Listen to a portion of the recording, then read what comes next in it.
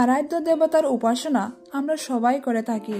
সবাই চাই যে আমাদের প্রার্থনা যেন ঈশ্বরের কাছে পৌঁছে, কিন্তু পুজো করার সময় চোখে জল আসা, হাই ওঠা এবং কখনো কখনো ঘুম পেয়ে যাওয়া, এরকম নানান রকমের ঘটনা আমাদের সাথে ঘটতে থাকে। ঘটনাগুলো ঘটার অর্থই বা কি এবং আমাদের প্রার্থনা ঈশ্বরের কাছে পৌঁছালো কিনা, এই নিয়ে আমাদের আজকের ভিডিও। আমি আপনাদের কাছে একটাই অনুরোধ করব, মনোযোগ দিয়ে ভিডিওটি সম্পূর্ণরূপে দেখবেন। নমস্কার প্রিয় বন্ধু, আপনাদের সবাইকে স্বাগত। চলুন তাহলে শুরু করা যাক আজকের এই ভিডিও। হিন্দু ধর্মে বিভিন্ন দেবদেবীর উল্লেখ রয়েছে। শিব, কৃষ্ণ, গণেশ, দুর্গা, কালী, লক্ষ্মী, সরস্বতী সহ 33 কোটি দেবতার কথা পাওয়া যায় সনাতন ধর্মে। তবে সবার আরাধ্য দেবতা আলাদা আলাদা। পুজো করার সময় আমরা সবাই নিজেদের প্রার্থনা ভগবানের কাছে পৌঁছে দিতে চাই। তবে সবসময় কি আমাদের প্রার্থনা ঈশ্বরের কাছে পৌঁছয়? সবসময় কি তিনি আমাদের পুজো গ্রহণ করেন? ভগবান আমাদের পুজো গ্রহণ করলেন কিনা, তার কাছে আমাদের পুজো পৌঁছালো কিনা, তা বোঝার নির্দিষ্ট উপায় রয়েছে বলে শাস্ত্র জানাচ্ছে। একটু খেয়াল করলে দেখবেন যে পূজার সময় কিছু কিছু ঘটনা আমাদের সঙ্গে অনেক সময় ঘটে। এইসব ঘটনার কোনোটি শুভ এবং কোনোটি অশুভ ইঙ্গিত করে। জেনে নিন শাস্ত্র অনুসারে পুজোর সময় কোন কোন ঘটনা ঘটলে বুঝবেন যে ঈশ্বর আমাদের প্রার্থনা গ্রহণ করেছেন, এবং কোন কোন ঘটনা ঘটলে বুঝবেন যে ঈশ্বর আমাদের পুজো গ্রহণ করেননি। আপনার আরাধনা সফল হলো কিনা তা এই ইঙ্গিতগুলির মাধ্যমে বুঝতে পারবেন। পুজোর সময় শুভ ঘটনা। প্রথমেই জেনে নেওয়া যাক পুজোর সময় শুভ ঘটনাগুলি কি কি। 1 নম্বর, পুজো করার সময় যদি আপনার চোখ জলে ভরে ওঠে তাহলে তা অত্যন্ত শুভ লক্ষণ বলে মনে করা হয়। এর অর্থ হলো আপনার উপাসনা ঈশ্বর গ্রহণ করেছেন এবং তার আশীর্বাদে আপনার জীবনের সব কষ্ট খুব শীঘ্রই দূর হতে চলেছে। মনে রাখবেন, সনাতন ধর্মে পুজোকে অত্যন্ত গুরুত্ব দেওয়া হয়। প্রতিটি বাড়িতে প্রতিদিন সঠিক সময়ে পুজো করা হয়। ভগবানের ভক্তির সঙ্গে যুক্ত থাকা দুঃখ থেকে মুক্তি পাওয়ার একমাত্রই উপায়। কিছু লোক ভক্তিকে তাদের জীবনের বৃত্তি হিসাবে বিবেচনা করে এবং তাদের সমগ্র জীবন ঈশ্বরকে উৎসর্গ করে। ভক্তির পথ খুবই কঠিন, কিন্তু তার অনুভূতি সবচেয়ে সুন্দর। যে ব্যক্তির চোখে এই ভক্তির উদয় হয় এবং পুজো করার সময় প্রায়শই চোখের জল আসে, এটি শাস্ত্র অনুযায়ী পরিষ্কার মনের লক্ষণ।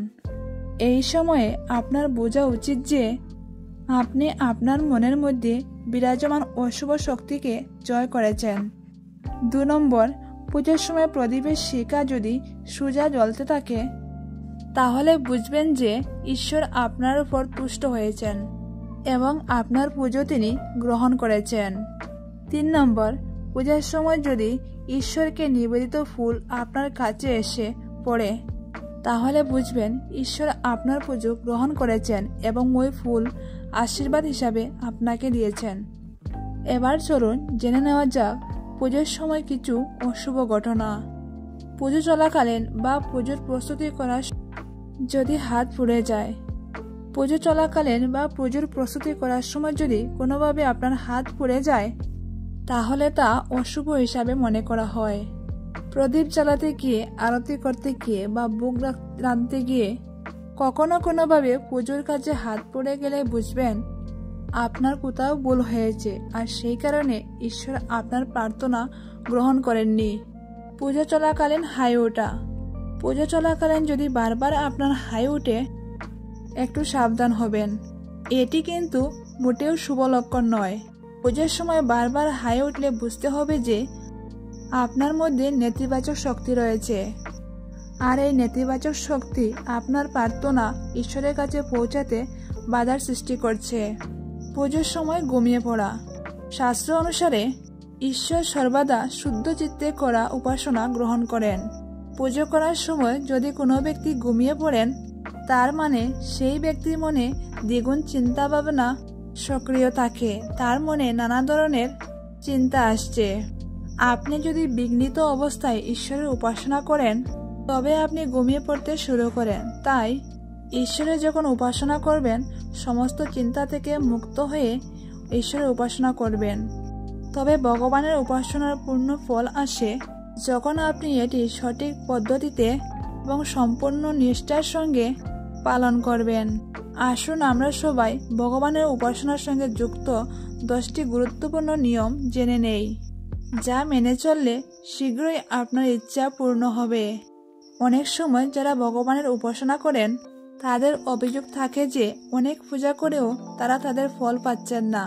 এমন অবস্থায় এটা জানা খুবই গুরুত্বপূর্ণ হয়ে উঠে যে কী কারণে আপনি আপনার সাধনার সঠিক ফল পাচ্ছেন না, বা বলুন যে আপনি ঈশ্বরের কৃপা লাভ করতে পারছেন না।